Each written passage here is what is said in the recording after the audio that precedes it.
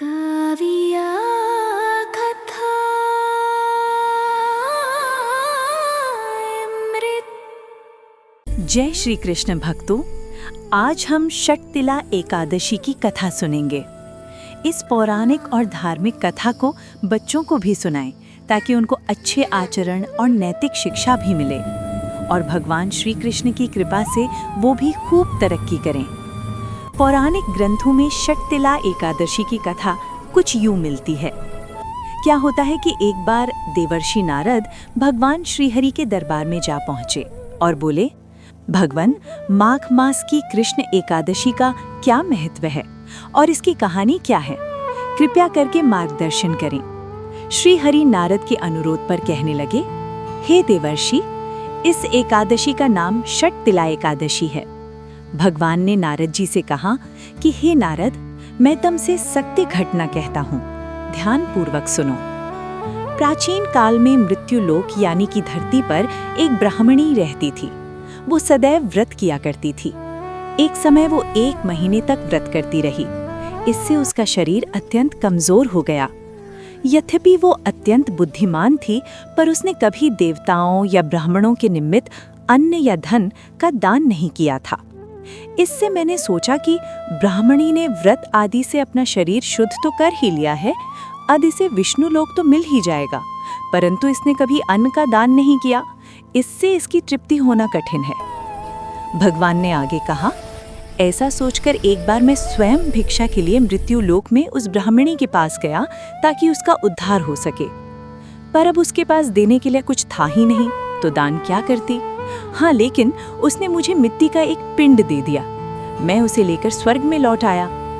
कुछ समय बाद ब्राह्मणी भी शरीर त्याग कर स्वर्ग में आ गई। ब्राह्मणी को मिट्टी का दान करने से स्वर्ग में सुंदर महल मिला, परंतु उसने अपने महल को अन्न और भोजन सब सामग्रियों से शून्य पाया।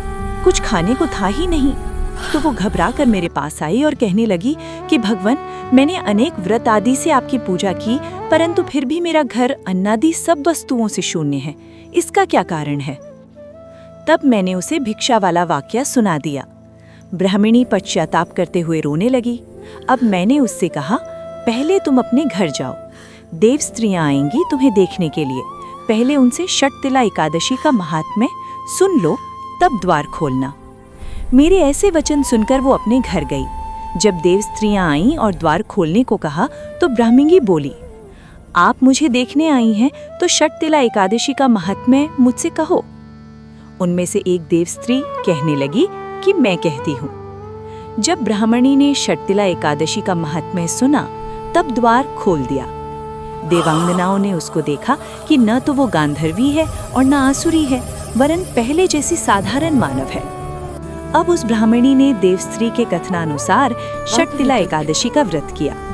इसके प्रभाव से वो सुंदर और रूपवती हो गई तथा उसका घर अन्न आदि समस्त सामग्रियों से युक्त हो गया। इसलिए हे नारद, जो कोई भी इस दिन तिलों से स्नान दान करता है, उसके भंडार अन्न धन से भर जाते हैं। अतः मनुष्यों को मूर्खता त्याग कर षटतिला एकादशी का व्रत और लोभ न करके तिलादि का दान करना चाहिए। इससे दुर्भाग्य, दरिद्रता तथा अनेक प्रकार के कष्ट दूर होकर मोक्ष की प्राप्ति होती है। भक्तों, कथा समाप्त हुई, पर इसके बाद एकादशी माता और सत्यनारायण भगवान की आरती जरूर करें और कोई भी कथा और पूजा विधि छूट न जाए, इसके लिए सब्सक्राइब करके बेल आइकन जरूर प्रेस करें। बोलिए एकादशी माता की जय। बोलिए श्री सत्यनारायण भगवान की जय।